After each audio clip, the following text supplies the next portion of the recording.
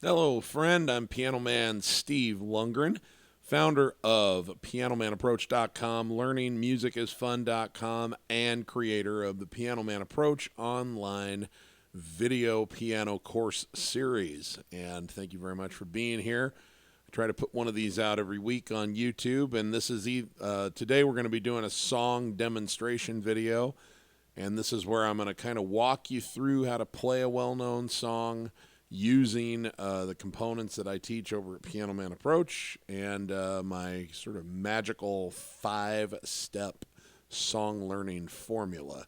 So very quickly before we begin this video, if you enjoy free content like this and the other tips and stuff that I put out, I would sure appreciate it if you'd give the video a like, subscribe to the channel so that you get notifications in the future, and share it with people who you think might enjoy it, as well as leave a comment and let me know what you think and what you want to learn in the future. So it really does help me beat the algorithm and get exposed to other people that might very much enjoy this content and benefit from it. So thank you very much. I also have links down in the video description for the free stuff that I offer over at my website that you can check out, and also other ways to support my work. So now that we have that out of the way, let's get on with today's video and the value that I hope to pass on to you as a piano player.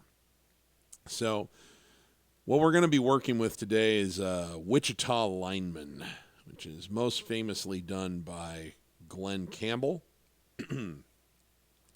Was written by the iconic songwriter Jimmy Webb, and really nice tune.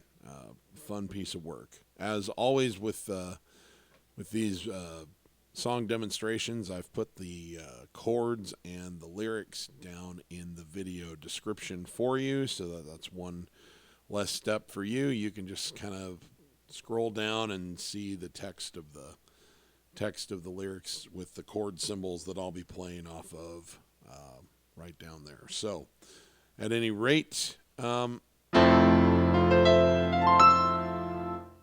a little bit of controversy about what key this is actually in, because this song moves around to some strange chords. But it starts with an F major 7 chord, and so I'm going to call it in the key of F. So how do we do this? Well, as I said, we're going to be using my 5-step magic formula for learning songs, which I call the GLIDE formula. GLIDE is an acronym. Each letter of the word GLIDE stands for something very distinct, and I believe that these 5 steps allow you to glide through learning pretty much any song that you want without ever having to consult notes on a staff. So let me just bring the GLIDE formula up on the screen really quick, and let's run through what the steps are, and then we will actually apply the song to them.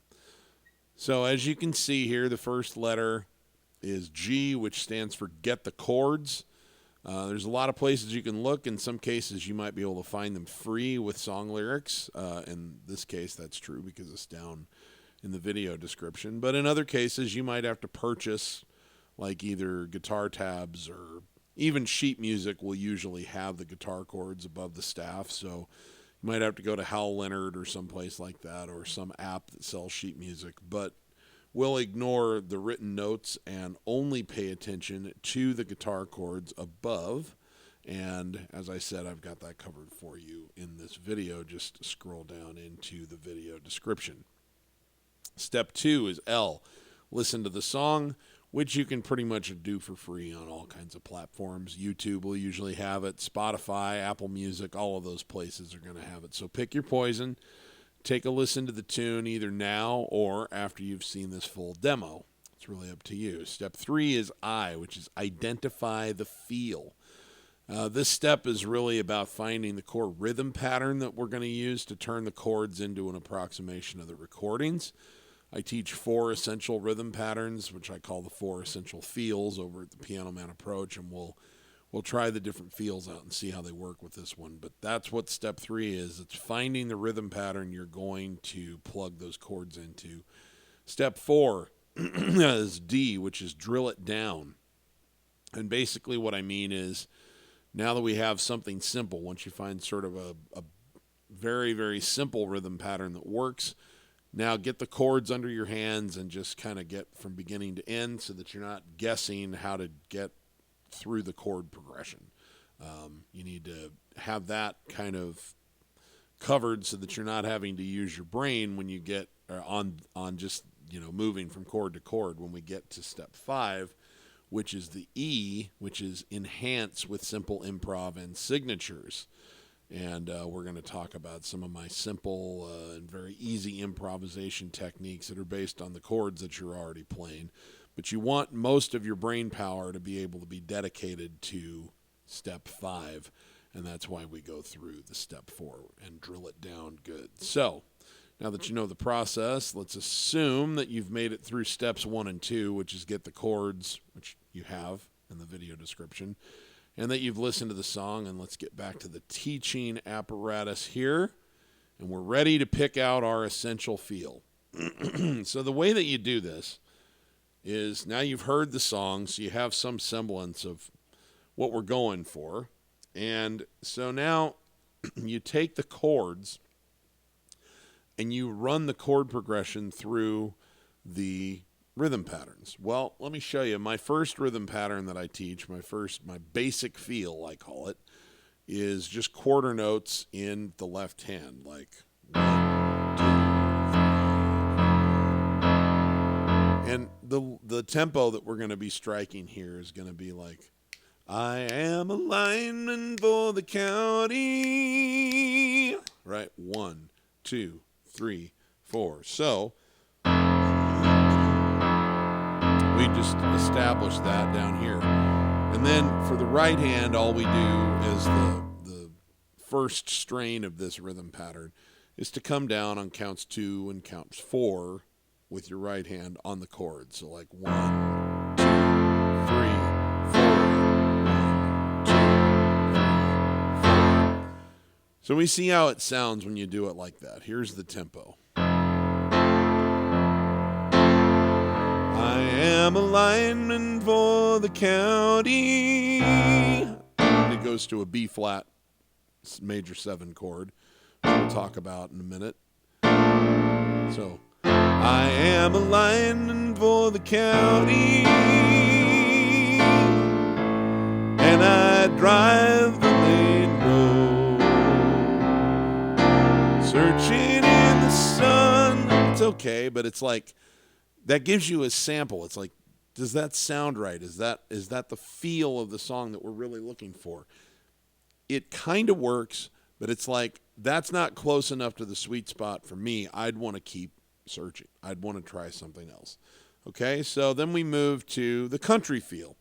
The country feel is also, your left hand is doing something kind of similar, but now what it's going to do is it's going to alternate between the root of the chord and the 5 of the chord. What does that mean? So if you start on an F chord and you do a scale, 1, 2, 3, 4, 5. 5 of that chord is C, right? So your left hand is going to alternate between 1, 5, 1, 5. That's going to be on counts 1 and 3. 1, 2, 3, 4. Or it could be if you split it down and you say 1 and 2 and 1 and 2 and, then it can be on the quarter notes, and in the middle on either the ands or on the 2 and the 4, however you're choosing to count it, you're going to come down on the chord with your right hand. So like this.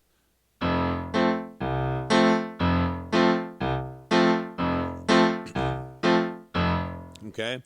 Now I call it the country feel, but just keep in mind, the country feel does not only go with country songs, and not all country songs use the country feel. So let's try it. Let's see how it sounds. Does it work? I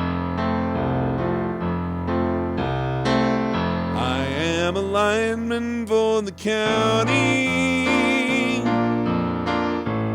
and I drive the main road,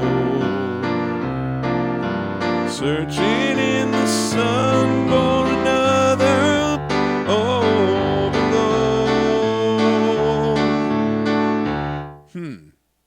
It's interesting, but it really doesn't, it's not, if what we're trying to do is kind of recreate in a way the Glen Campbell record, probably not the right feel.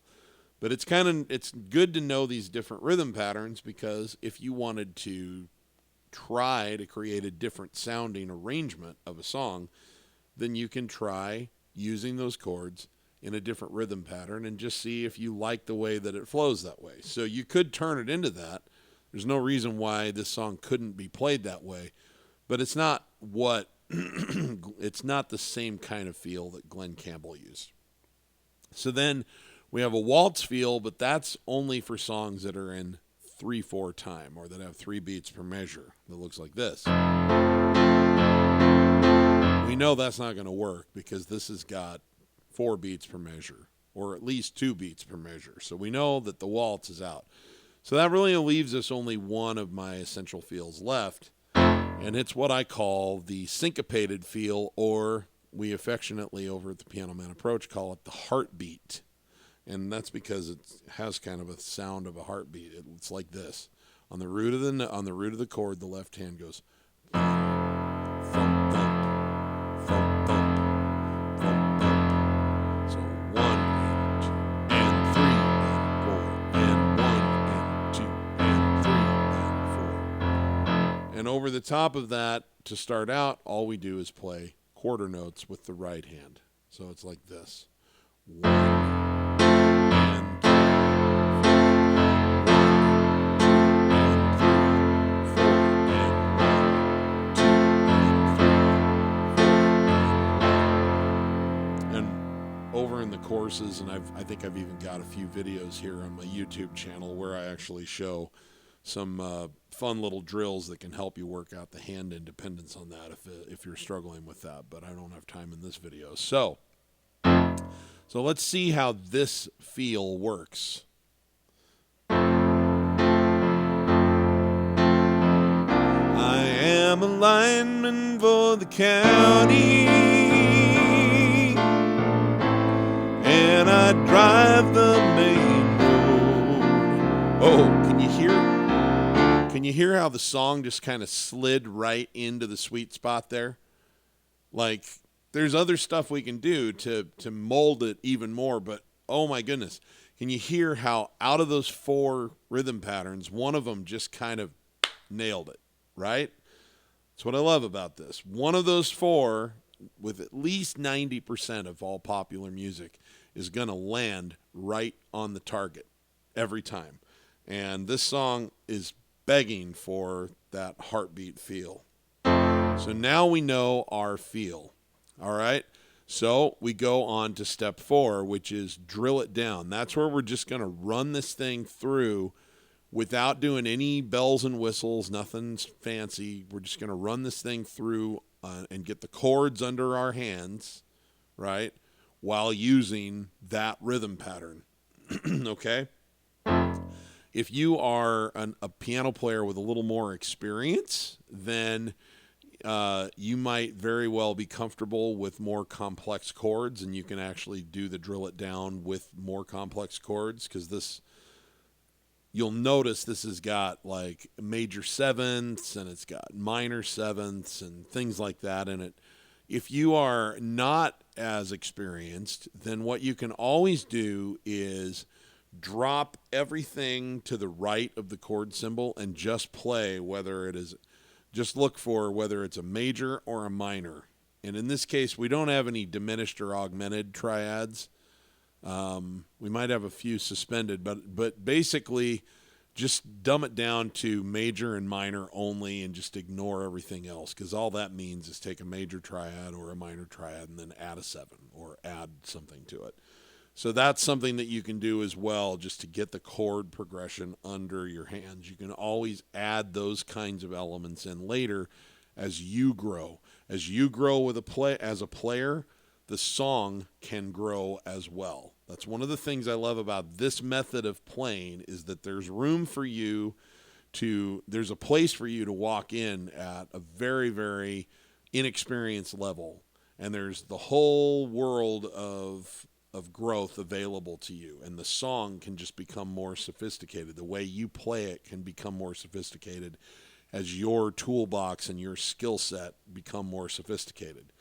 And likewise, if you're already have a lot of musical training and experience, you just never used this method, then you can step in at a very sophisticated level and continue to grow from there as well, okay?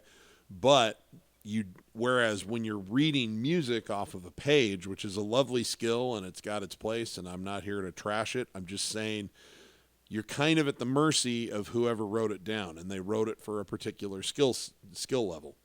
And so you either are up to the task or you're not up to the task. And sometimes you are far more of a sophisticated player than the arrangement, and so it'll feel a little boring. Sometimes you're way below where the arrangement is, and it's just too hard for you to even figure out. And then you got to find somebody who wrote something that's in the right strike zone for you. Whereas with this, you are able to experiment to your heart's content based on how sophisticated your skill set is at this moment in time. So that's one thing I love about this particular method. So anyway, let's drill it down. I'm just going to play through like a chorus or a verse and a chorus here so you can see what it might look like. And I'm going to dumb the chords down just to the major and the minors a little bit.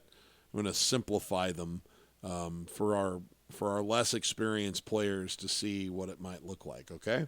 So the intro is just F,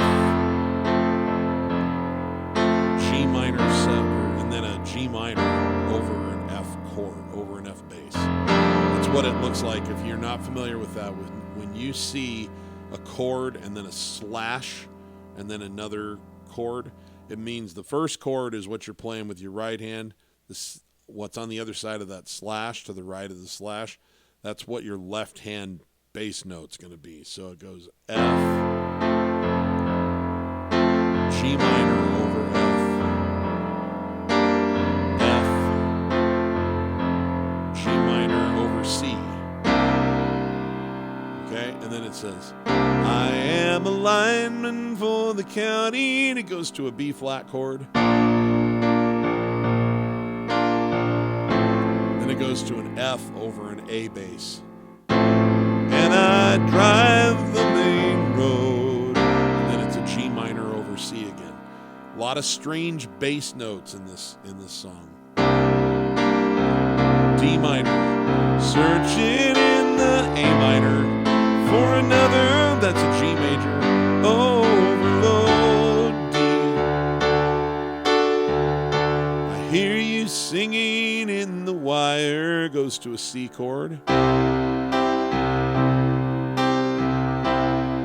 can hear you through the whine, that's a G with a B bass, and a G minor with a B flat bass. And the Wichita Lineman, and then we have a D chord with an A bass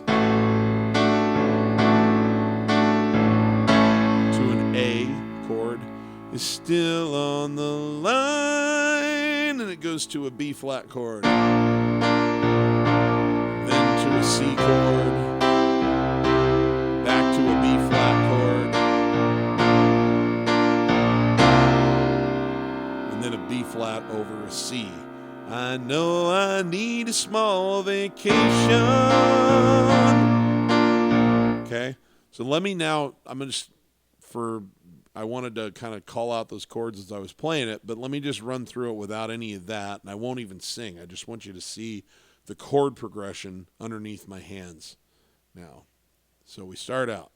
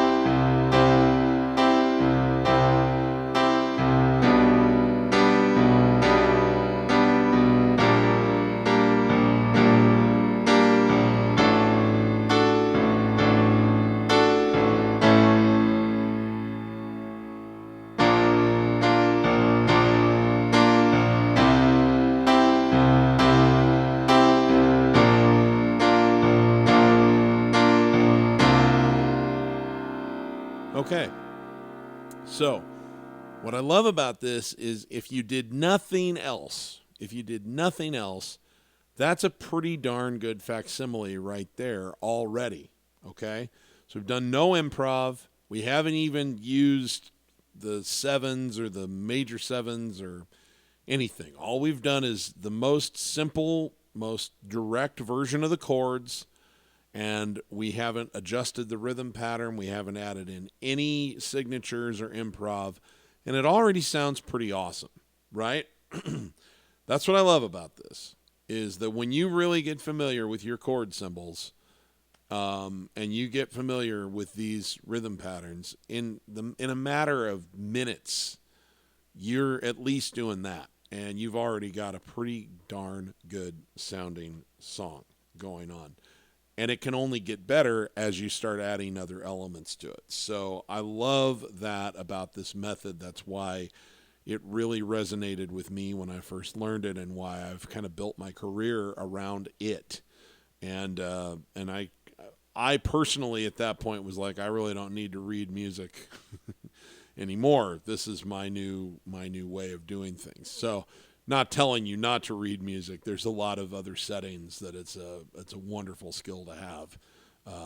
But for what I do, this pretty much is the way to go. So now that we've been through it, we've kind of drilled it down. Let's assume that you have enough reps under your hands that you kind of feel comfortable playing the simple version. You don't get lost or confused moving through the chord sequence. Let's look at some simple but effective ways that you can enhance this song. So there's two main places to look for enhancements, rhythmic and harmonic. Rhythmic is where you're creating sort of an exciting or interesting moment with timing and articulation of the chords that you're playing. Harmonic is when you're actually enhancing the chords that you're playing by adjusting the voicing, or maybe by adding notes that make the chords more complex and potentially interesting to the ear. There's no rule that says you can't do both at the same time, but those are just two places to be looking. So let me show you some of my favorite simple rhythmic maneuvers. My first one is toggles. I use that word a lot, so people that are familiar with my work are like, dude, would you please stop using the word toggle? No, I won't, because it's my favorite thing to use. That's where you're taking the top part of a chord and you're playing it with the top part of your hand and toggling to the bottom note of the chord with your thumb. Doesn't matter whether you're in root inversion or if you play those notes in this voicing, which we call first inversion, or second inversion. You can always toggle. Another one that I really like is arpeggios. And what I like about arpeggios is just it's basically the chord, but you're splitting it out and playing the individual notes of the chord. Most technically, it's like moving up in sequence or down in sequence. But for my purposes, it can be that, but it can also just be playing them in a random order. But the idea is, instead of just playing the chord as a block of notes, you're playing the individual notes of the chord in some kind of rhythm. So let me give you a couple of examples here. I'm going to keep it to pretty simple chords, but this would apply if you were playing a thicker chord like a major 7 or a minor 7. I'm going to keep it just to F and G minor and that kind of thing. So here's the intro. We could just keep it to the rhythm pattern.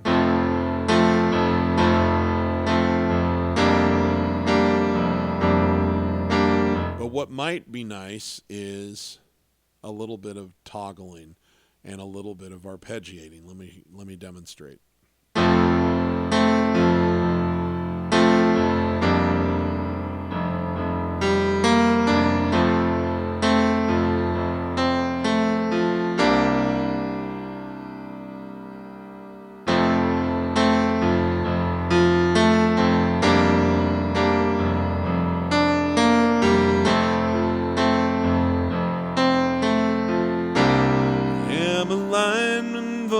county, and I drive the main road.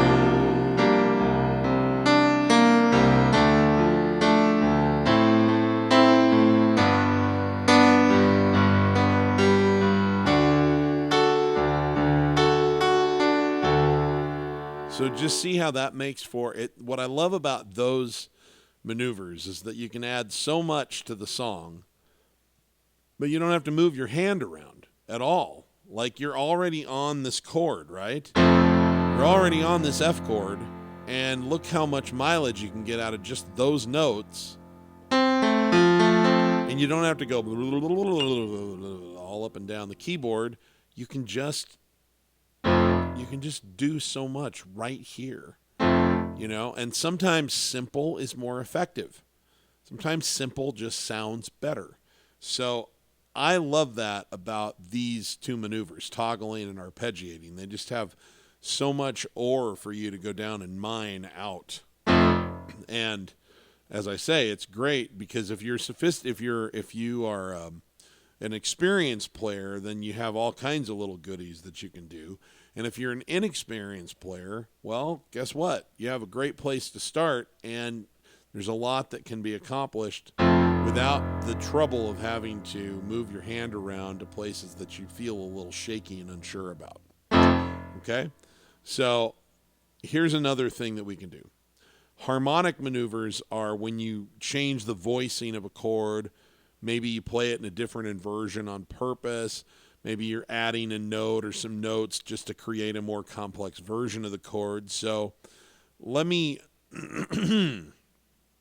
show you like what you might consider doing. One would simply be to add in the more complex chords, like to figure out, okay, F major 7. I'm not just going to play an F major chord. I'm going to add in that major 7, F, A, C, and that's 1, 2, 3, 4, 5, 6, 7. If it didn't say major 7, you would flat it, but since it says major 7, you're going to play that one, E.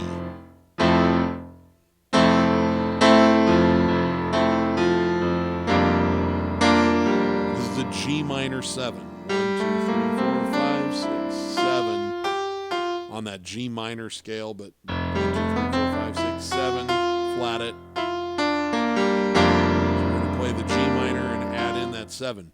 And now you can still put in your toggles and your arpeggios, but see how it thickens it up a little bit because you're playing those more sophisticated chords.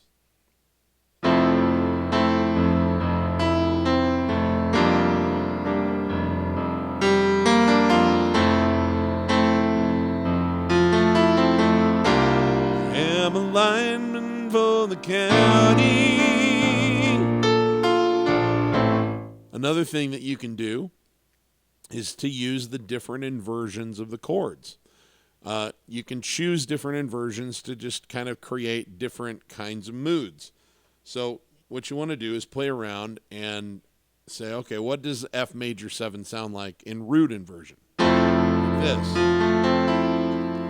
What does it sound like in first inversion? All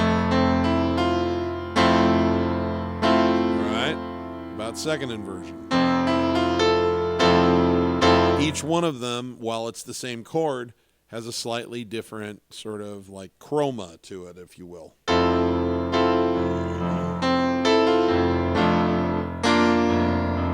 Same is true with that G minor 7. That's root inversion. We can do it here. We could do it here. Okay? The other thing that sometimes I do with a lot of chords is I add in what they call the 9, which is the same thing as the 2, I might add. The only difference is that, so think of it like this: 1, 2, 3, 4, 5, 6, 7, 8, 9. So there's a lot of reasons for that. We won't get into it right now, but they add in the 9. So you can add the 9 into either of those chords if you want to thicken it some more. So that would be, and playing F down here, maybe I don't worry about playing F in the right hand, and I just play that 9, and then you got the 3, 5, 7.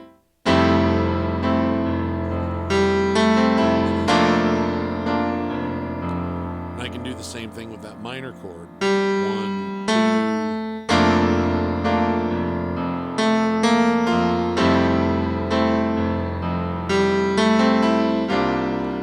I'm a lineman for the county.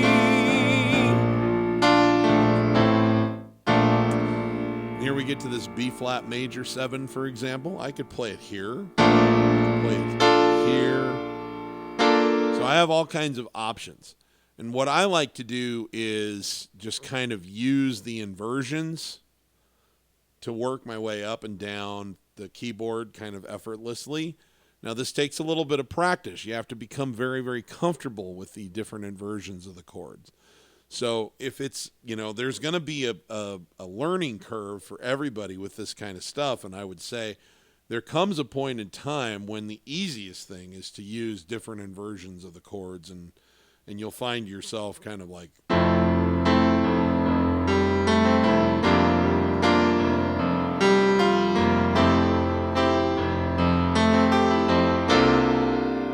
Lineman for the county, drive the main road. So seeing my hands here now, but it kind of worked its way up there really, really seamlessly just by playing different inversions. That's easier for me now than jumping around from root to root to root inversion. However, there was a time when it was easier for me to play an F chord here, and a G minor chord here, and a B flat chord here. And you need to honor that. It's like, where are you, right? You can be working on developing your ability to use inversions of chords, and then also recognize that when you're playing a song, it might still be easier for you to jump from root inversion to root inversion to root inversion. So you get to kind of feel that out. You're not doing it wrong either way.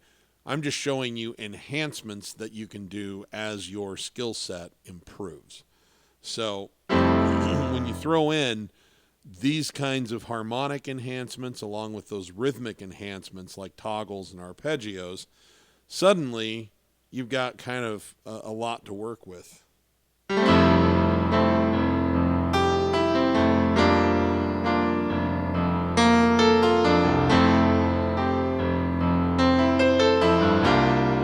I'm a lineman for the county, and I drive the main road, searching in the sun for another all alone, and I need through the wire, whatever he says. Hear you through the whine, and the Wichita Lineman is still on the line.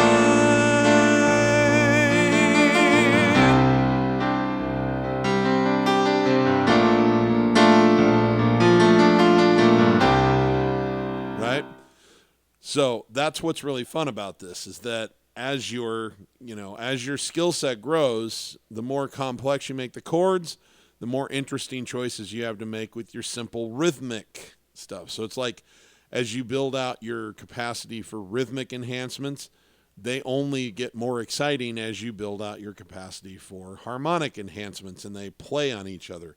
And so often when you see something that looks really difficult and sophisticated, it's all it is a bunch of simple stuff that's been stacked on each other. Because if I were to do something like this,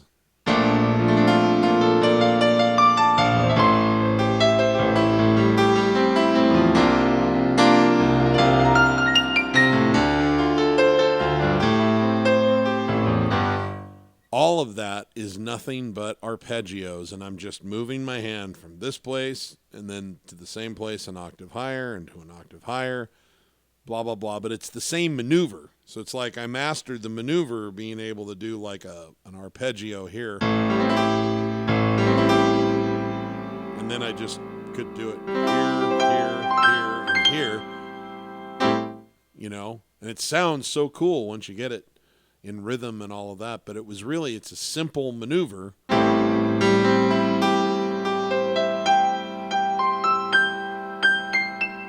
That I just got to the point where I could do quickly and cleanly.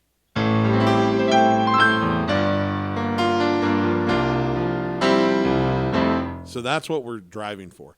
The last thing I want to talk about is signatures. Now, signatures are things that might be really, really specific and really associated with the song. Some songs have a lot of signatures, some don't. In this case, there's two that come to mind that you might want to deal with in specific, or really specifically. And this is the one place where sometimes notes on the staff can be helpful, because sometimes sheet music will have some of these signatures written out, and you can just sort of like use it for this one little section and then ignore the rest of it. Or in my case, I usually pick it out by ear, which we talk about over at the Piano Man Approach. You can train your ear to be able to pick simple lines out. And their YouTube videos sometimes have signature line tutorials, all kinds of different ways to get your hands on them. But one thing that comes to mind here is the bass guitar at the very beginning of that. In the intro goes doo-dum bum ba-dum, right? So it goes right into that F major 7. And then does it again.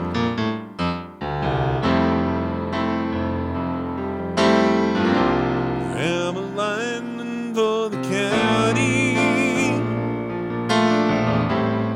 So that's something that, it doesn't need to be there for this to sound great, but some people really like to put those signatures in, and they're not always piano signatures. So that's something that you might choose to include.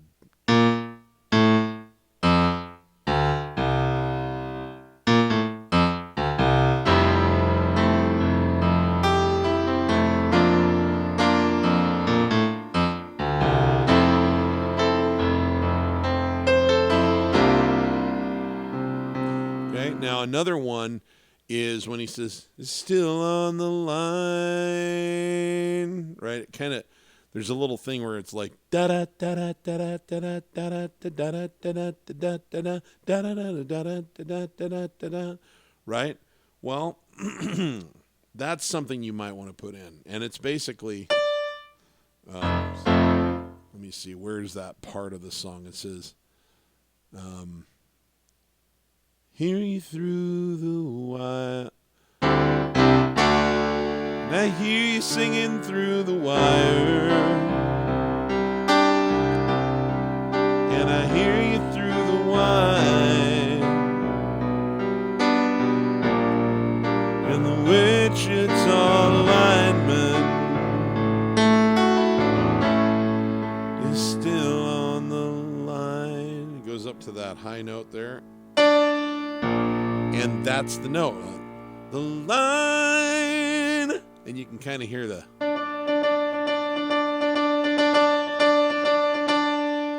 Well, you can do that. The line,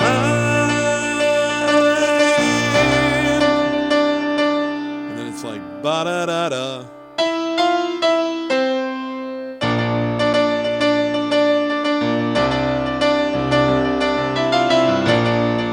Now, this is one where I'm like, I am a big believer in sometimes simplifying those kinds of lines. You can do but that might get a little choppy in octaves, right? So, but isn't the essence of it pretty well served?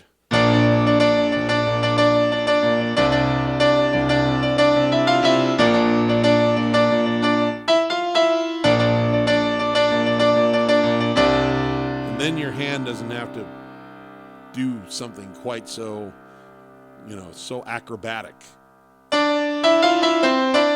Right? You can. I'm not telling you not to. But I do a lot of that kind of thing. Just rhythmic simplicity to make it a little easier and smoother on myself. And if the hint of what was there is there, then whoever's listening, they hear it that way. Like they hear the whole line. And if you really wanted to get sophisticated with this, then this is a B flat major 7 chord, so you could play that major 7, 1, 2, 3, 4, 5, 6, 7. So you could play that A there, and then it goes to a C added 9. 1, 2, 3, 4, 5, 6, 7. So then you could play that G, which fits with the C chord. So see how those two notes.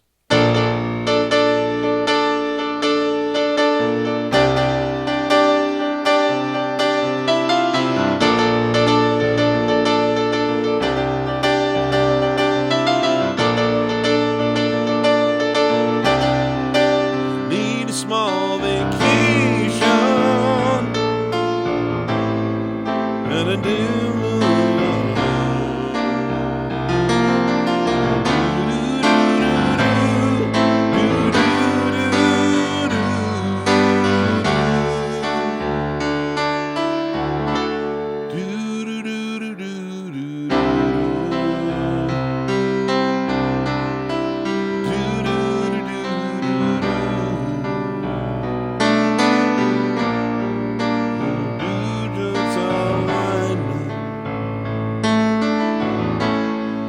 Still on the line.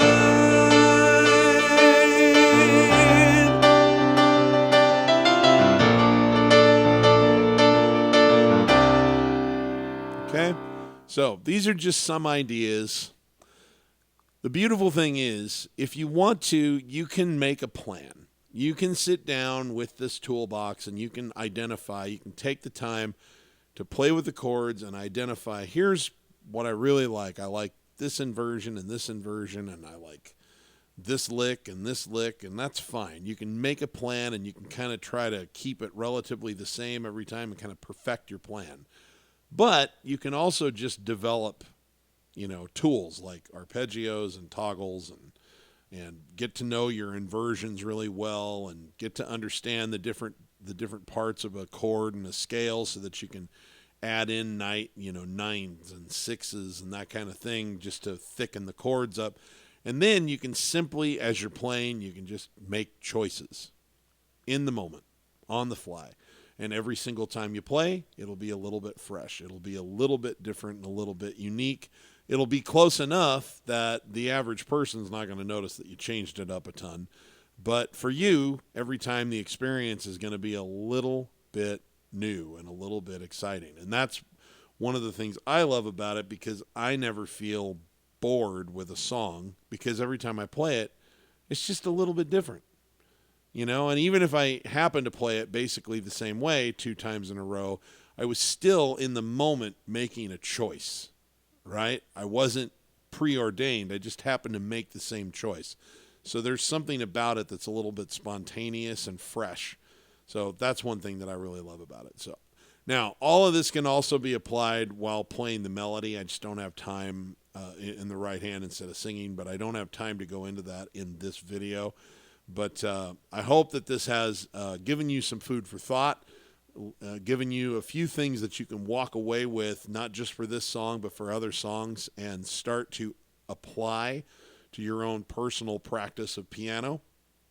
And that it was useful, because I'm always looking to be useful with these videos. So I'm going to let it be enough for today. Right now, if you want to go further down the rabbit hole with me, please visit pianomanapproach.com. I got some free goodies over there for you, and we'd love to have you be part of the community, and we can explore all of this in greater depth. And I really appreciate you taking the time to watch this. I enjoy putting these together, and I wouldn't have any reason to if folks like yourself weren't tuning in. So thanks a lot. And remember my personal mantra as you go out into the world and practice and play. If you're not having fun when you're making music, you're doing it wrong. All right. I'm going to get out of here, but I will be back with more soon. So thank you very much. Piano Man Steve signing out for now.